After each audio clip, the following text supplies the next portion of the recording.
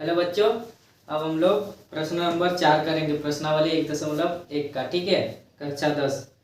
तो चलिए देखते हैं प्रश्न क्या है। प्रश्न में क्या पूछा गया है, देखिए। यूक्लिड विभाजन प्रमेय का प्रयोग करके दर्शाइए कि किसी धनात्मक पूर्णांक का वर्ग किसी पूर्णांक m के लिए 3m या 3m+1 के रूप का होता है। m पूर्णांक के लिए, ठीक है। जैसे हम लोग वहां पर किए थे q पूर्णांक के लिए, तो वैसे ही हम लोग यहाँ पे लेंगे किसी धनात्मक पूर्णांक 3q 3q+1 3q+2 3q+3 के रूप में लिखा जा सकता है। ये हम लोग पहले देखे हैं कि यूक्लिड विभाजन एल्गोरिथम से, ठीक है। तो यहाँ क्या दिया है, किसी धनात्मक पूर्णांक का वर्ग। तो यहाँ पर हम लोग वर्ग करने पर लिखेंगे, वर्ग करने पर जो 3q है इसका वर्ग करने पर क्या होगा, 3q² होगा, ठीक है। नहीं, 3 का वर्ग करने, 3 का वर्ग कितना होगा, 9, यानी 3 × 3q² लिख सकते हैं हम लोग, ठीक है। इसको हम लोग 3m के रूप में लाना है, ठीक है। जहाँ m = 3q², ठीक है।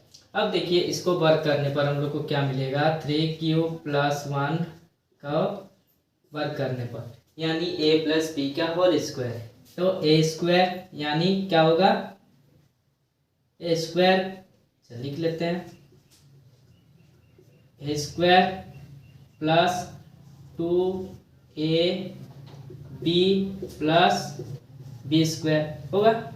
तो देखिए यहाँ हम लोग वर्ग करते हैं, वर्ग करने पर यानी 3 × 3q² वर्ग करने पर ये 9q² आएगा, ठीक है। तो हम लोग इसको तोड़ रहे हैं 3m में लाने के लिए, ठीक है। यहाँ हम लोग 3m+1 के रूप में लाएंगे, 3m+1 के रूप में, ठीक है। 3 और 2 6q+1, ठीक।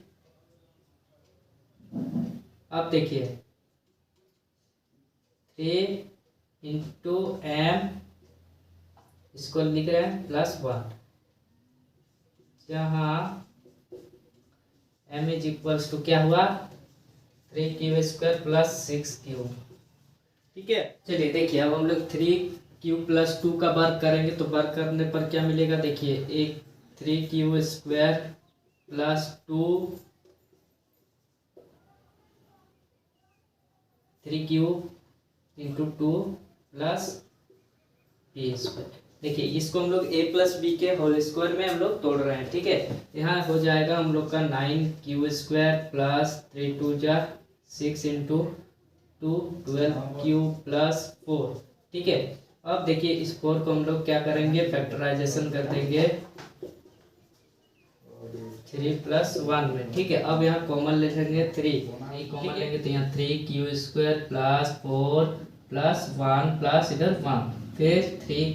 देखिए, जो ये संख्या है इसके बदले में हम लोग m का यूज़ कर रहे हैं, ठीक है। ये पूरा m, ठीक है। तो 3m+1 के रूप के जैसा हो गया। यहाँ m = 3q + 4 + 1, ठीक है। इस रूप का आ गया 3m+1 का रूप का, ठीक है। तो अब हम लोग देख चुके हैं, ठीक है।